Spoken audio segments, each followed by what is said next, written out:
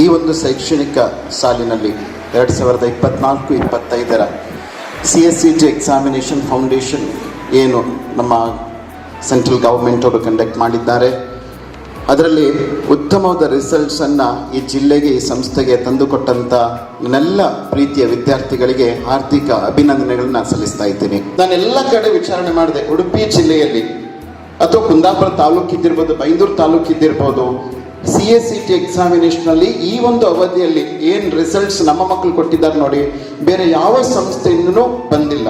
ಯಾಕಂದ್ರೆ ಬಂದಿಲ್ಲ ಅಂತ ತಿಳ್ಕೊಂಡು ಅವರನ್ನು ನಾನು ತೆಗಳ್ತಾ ಇಲ್ಲ, ಬಟ್ ಆದರೆ ನಮ್ಮ ಜನತಾ ಮಕ್ಕಳು ಮಾಡಿರುವಂಥ ಸಾಧನೆ ಹೇಗಿದೆ ಅಂತ ಹೇಳಿದ್ರೆ ಅದು ನಮ್ಮ ಜಿಲ್ಲೆ ಮೆಚ್ಚುವಂಥ ಸಾಧನೆ.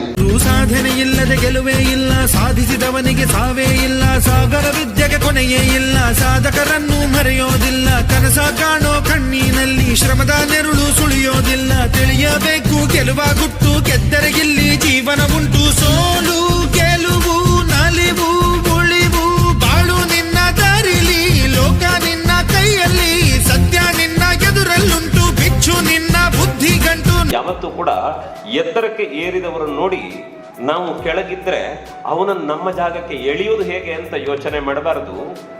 ಅದರ ಬದಲಿಗೆ ಅವನ ಎತ್ತರಕ್ಕೆ ನಾನು ಏರುವುದು ಹೇಗೆ ಅಂತ ಪ್ರಯತ್ನ ಪಡಬೇಕು.